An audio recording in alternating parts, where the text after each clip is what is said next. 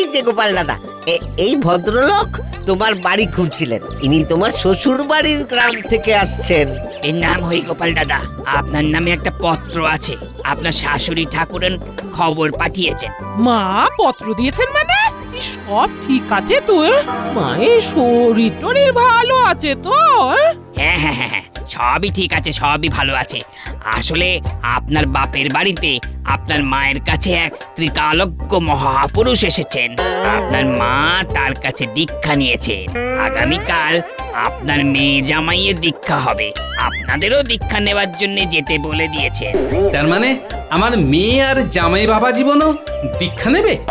বাবা, মায়ের গুরুদেব! অবশ্যই যাব, অবশ্যই যাব। এই শুনছ? বলো, কি বলবে? আজ রাত সবাইকে মহারাজকে বলবে কয়েকদিনের ছুটি চাই, আমরা দীক্ষা নেব। হ্যাঁ, দীক্ষা? আরে তোমার কি মাথা খারাপ হয়ে গেছে? হ্যাঁ, আমায় কে দীক্ষা দেবে? আমি কিচ্ছু জানি না, তোমাকে যেতেই হবে। আমি তো আপনাদের নিয়ে যাব বলে পত্র সহ এসেছি। তা পত্রটা লিখলো কে? আমিই লিখেছি। আপনার শাশুড়ি ঠাকুরেন বলে গেছেন আর আমি লিখে গেছি। মিনু আর জামাই বাবা জীবন কি করে গেল? কি ওদের কানে দুর্বুদ্ধি দিল সেটা আমাকে জানতে হবে। ঠিক আছে, আপনি বিশ্রাম নিন, আমি রাজসভা থেকে ঘুরে আসছি। কই গো গিন্নি, তোমার বাপের বাড়ির কুটুম যত্ন আত্তি করো, আমি ঘুরে আসছি। যত্ন আত্মীর কথা আমাকে তুমি শেখাবে? তোমাকে যেটা এখন করতে হবে সেটা করো। কিছুদিনের ছুটির কথা বলতে কিন্তু ভুলো না। হ্যাঁ, না না, ভুলবো না, ভুলবো না। আমরা কিন্তু কাল সকালেই যাব। ঠিক আছে, আমরা কালকেই বেরোবো। আমি চললাম। আর ভোলা, তুমি আমার ঘরের কুটুমের জন্য ভালো দেখে কৃষ্ণনগরের মিষ্টি পাঠিয়ে দিও, কেমন? আচ্ছা। খুব সজ্জন ব্যক্তি। হ্যাঁ, গোপাল দাদা আমাদের খুব ভালো মানুষ।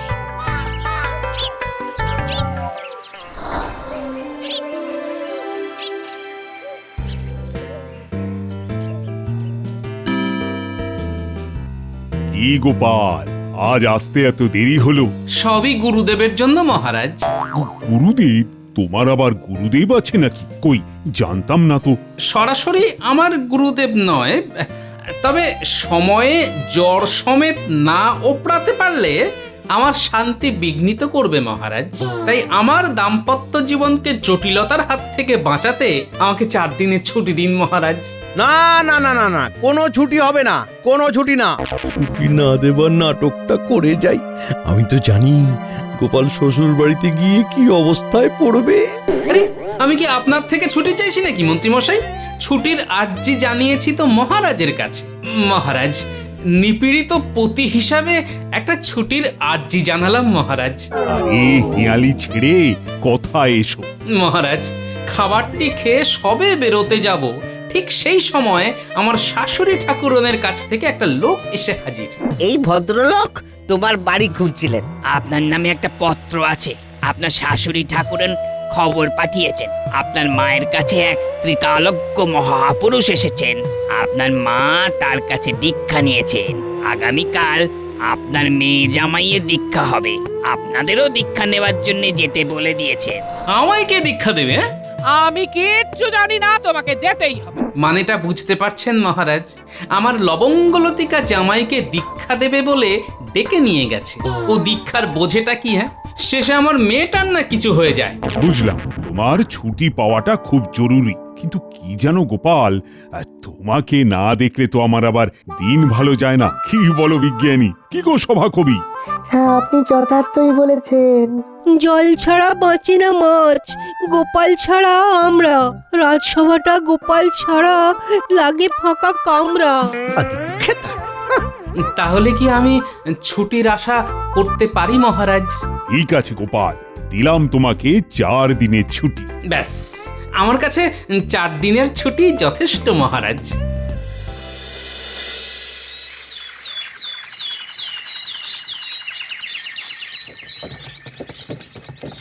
ওই তো গাড়ি এসে গেছে, চলো চলো চলো।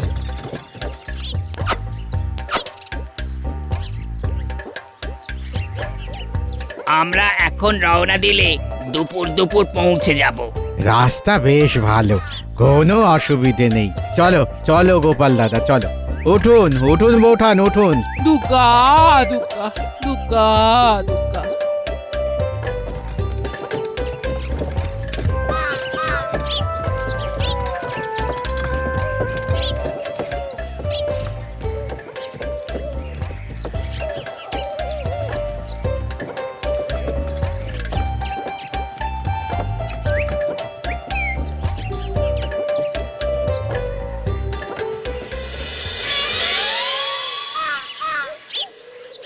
চলে যাবে তোর নাত জামাইয়ের এইরকম হাঁটাই সব দূর হয়ে যাবে। পাল্টে গিয়ে বাঘের মতন হয়ে যাবে, তাই না গুরুদেব? হ্যাঁ ঘণ্টেশ্বর, তুই ঠিকই বলেছিস। আপনার অসীম কৃপা বাবা, আমার নাতনিটার বড় দুঃখ। এবার মাথায় খুব যন্ত্রণা হচ্ছে। ওটা হবে, একটু সহ্য করতে হবে, তবে না শক্তি আসবে। শক্তি এলেই তো ভক্তি আসবে, আর ভক্তি এলেই দীক্ষা হবে। তোর মেয়ে জামাই কখন আসবে? এসে পড়বে বাবা, দুপুরের মধ্যেই এসে পড়বে। তোর জামাইকে বড্ড দেখতে ইচ্ছে করছে মা, শুনেছি সে নাকি খুব বুদ্ধিমান। হ্যাঁ, বাপরে বাপ, মাথায় পুরো অমৃতের পেচ। সব চলে যাবে। আমাদের পাদপদ্মে যে একবার শরণ নিয়েছে তার মুক্তি হয়ে গেছে। কি হবে বৈভবে? টাকা পয়সা গয়নাগাটি সব অনিত্য। তুই এসছিস কিভাবে মা? তুই যেভাবে এসেছিলি সেভাবেই যাবি। বাবা আমাদের ত্রিকালজ্ঞ। জয় বাবা, জয় জয় বাবা।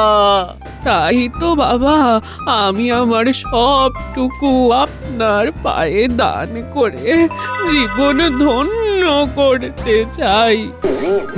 এই মা বলে কি, হ্যাঁ এই সব দান করে দিলে আমার কি হবে? কি মরেছে? আমিও তাই চাই।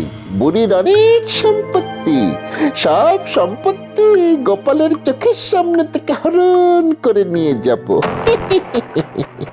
কি ভাবছেন বাবা? বাবা, এবার কি সোজা হব?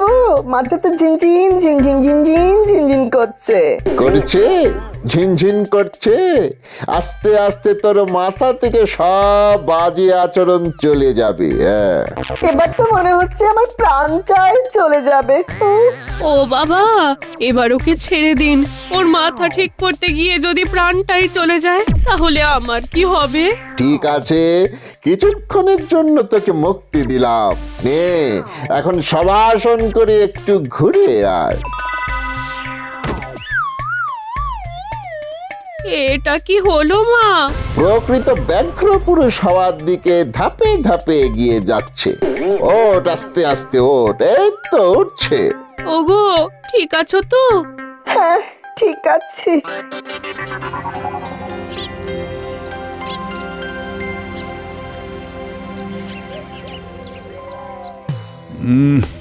দিনটা কেমন পাংশা লাগছে। বাল থাকলে কেমন জমজমাট থাকে। কি সভা কবি, আমি কি ঠিক বলেছি?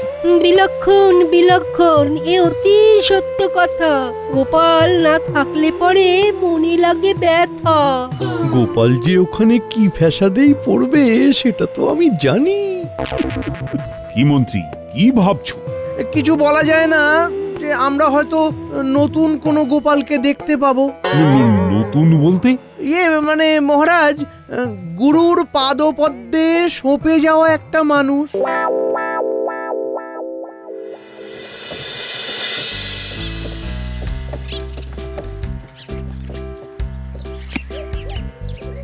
বাবা, এ তো দারুণ ব্যবস্থা।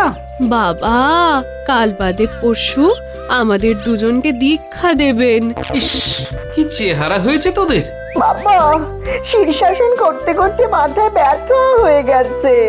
একটু পরে আবার শীর্ষাসন করতে হবে। আহা, গুরুদেব সম্পর্কে ওইভাবে কথা বলতে নেই বাবা জীবন। আগে গুরুকে দেখে আসি, তারপর হিসেব হবে। চলো বাবা জীবন, আগে গুরুদেবকে দেখে আসি। চলুন, আমিও গুরুদেবের শ্রীচরণ স্পর্শ করে আসি। বাবা, আপনার সাথে আমার কিছু কথা আছে। একান্তে। ঠিক আছে চলো, কি কথা বলবে চলো। তোমরা যাও, আমি একটু পরে যাচ্ছি। চলো বাবা জীবন। মহানন্দ সবাই আমার নাম ভজন করো, নামও জপো, নামও জপো। সবাই বলো বাবা বটবৃক্ষের জয়। নাম জপো, নাম জপো, নাম জপো, নাম জপো। নাম জপো, নাম জপো। দেখছিস মা, নামের কত জোর। নামের গুণে মোক্ষ লাভ হবেই। বাবা জীবন কি বলবে বলো। আমি প্যান্টে পড়ে গেছি বাবা, রোজ সকালে 1 ঘন্টা ধরে শীর্ষাসন করে থাকতে হচ্ছে। দেখুন আমার কি হাল, সোনার বর্ণ কালো হয়ে গেল। তা তুমি এখানে এলে কি করে? হ্যাঁ, আর বলেন কেন বাবা, মামা আমাদের বাড়ি এসে বলে। কই গো? হ্যাঁ, ও জামাই বাবা জীবন, হ্যাঁ তুমি কোথায় গো? হ্যাঁ, কে ডাকছেন গো? ও মা, মামা বাবু যে, কি সৌভাগ্য আপনার পায়ে ধুলো পড়লো। এই চলো চলো, আমাদের সাথে চলো। ওই এক ত্রিকালজ্ঞ মহাপুরুষ এসেছেন। হ্যাঁ, আমায় বললেন যা ওদের ডেকে নিয়ে আয়, অনেকদিন ওদের দেখিনি। কবে বলতে কবে চলে যাব। ওই আমার নাতনি আর নাত জামাইকে খুব দেখতে ইচ্ছে করছে। চলো চলো। ও মা, তাই আমাদের দেখতে ইচ্ছে করছে? ওগো শুনছো মিনু, একবার তাড়াতাড়ি এসো। আরে আমি না কেমন যেন হয়ে গেছি, আপনাকে বাইরে দাঁড় করিয়ে রেখেছি। ভেতরে আসুন, ভেতরে আসুন। বুঝলাম, তোমাদের ঘুণাক্ষরেও জানায়নি তো যে তোমাদের দীক্ষা নেবার জন্য ডাকছে? না বাবা, আমি সত্যি বলছি, আমি যদি ওইসব শুনতাম তাহলে কি এখানে আসতাম? ঠিক আছে চলো এখন যাই, দেখি গুরু দক্ষিণা নেবার গুরুটা কে।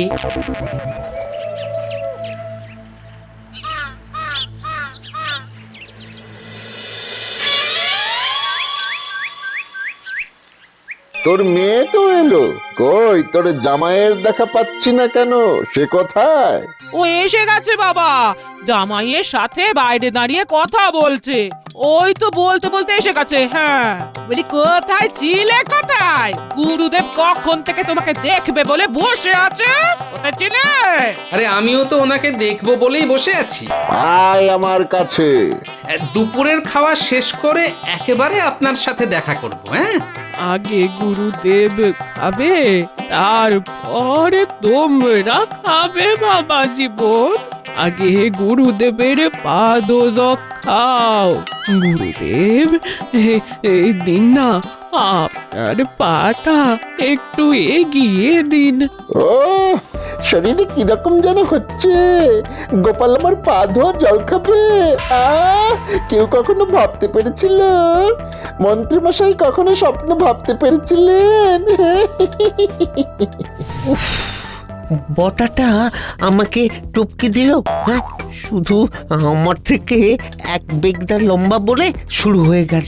না হলে না আমার পা ধোয়া জল খেত। গুরুদেবের ফিচেল হাসিটা কোথায় যেন দেখেছি মনে হচ্ছে। একটু কাছে যেতে হবে। গুরুদেব, আপনার পাদদক খাবার আগে আপনার পাটা একটু ধরতে চাই যে। গোপালকে চিনি, নিশ্চয় কিছু একটা ভেবেছে। না পা ধরতে দেওয়া যাবে না।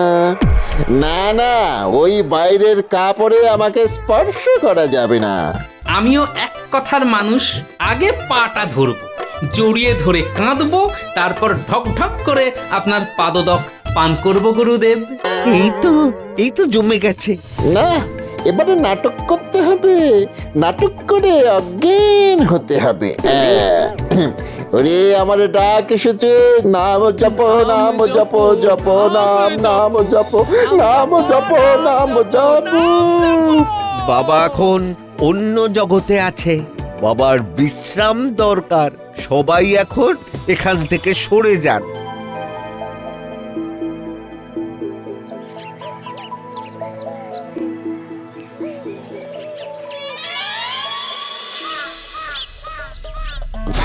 খুব বাঁচা বেঁচে গেছি। বলছি কি, তাড়াতাড়ি ওই জমি জায়গা বিষয় আশয় নিজের নামে করে নে। গোপাল এসে গেছে কিন্তু। আচ্ছা আচ্ছা, গোপালকে কেন ডাকতে গেলি বলতো?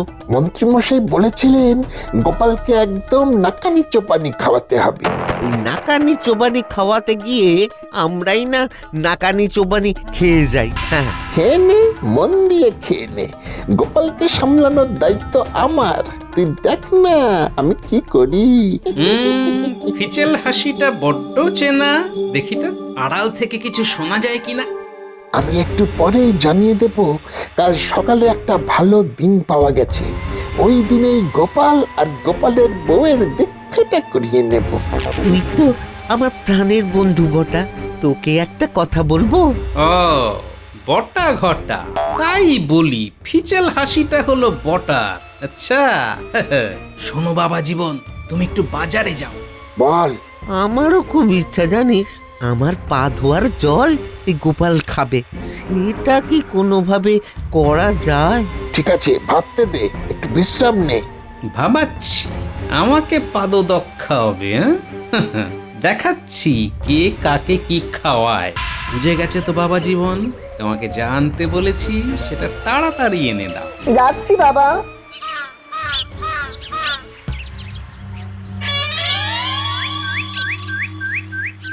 ওরে মা, কাল সকালে একটা শুভ দিন আছে। ওই দিনেই তোর পাগলা জামাইয়ের দীক্ষা দে। তোর জামাই আর গোপালের মেয়ে জামাই একসাথে।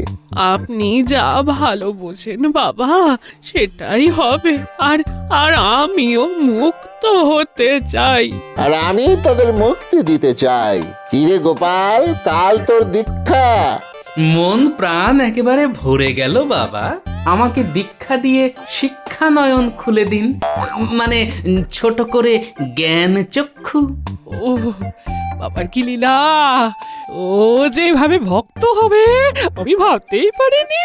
হ্যাঁ, বাবার কি লীলা, কি লীলা। নাম জপো নাম জপো নাম জপো নাম জপো নাম জপো নাম জপো নাম জপো নাম জপো।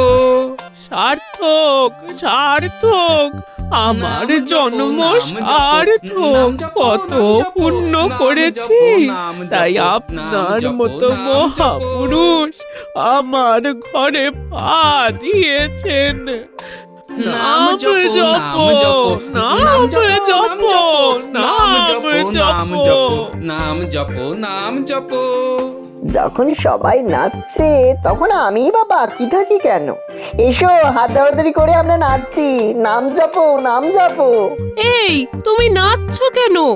আরে ছন্দ জেগেছে মনে, তাই নাচছি সবারই শোনে। বাবা, আমার গুরু দক্ষিণা বাকি। বাবা জীবন, মালার থলেটা নিয়ে এসো, সাথে আমার দস্তানাটা। আমি কি এই নোংরা হাতে বাবার গলায় মালা দিতে পারি? কি ভক্তি গো তোমার! আমি তোমার মতো নাচতে পারছি না কেন? বাবা, আমার পায়ে ছন্দ দাও বাবা। আহা, ঘরে আমার চাঁদের হাট, আমি ধন্য। এই নিন বাবা আপনার দস্তানা, আর এই নিন আপনার মালার থলে। আগে দস্তানাটা করি, তারপর মালাটা নেব। এই তো এই তো এই তো আমি নাচতে পারছি, আমার পায়েও ছন্দ এসেছে। নাম জপো নাম জপো নাম জপো নাম জপো। এই নিন বাবা, এটা আপনার। আর এইটি হলো আপনার শিষ্যের। নাম জপো নাম জপো নাম জপো নাম জপো নাম জপো নাম জপো নাম জপো নাম জপো। ওরে বাবরে বাবরে, ওরে ওরে বাবা, কি চুল করছে, জ্বলে যাচ্ছে, এই জ্বলে যাচ্ছে। ওরে বাবা, আমারও তো। এটা কিসের মালা?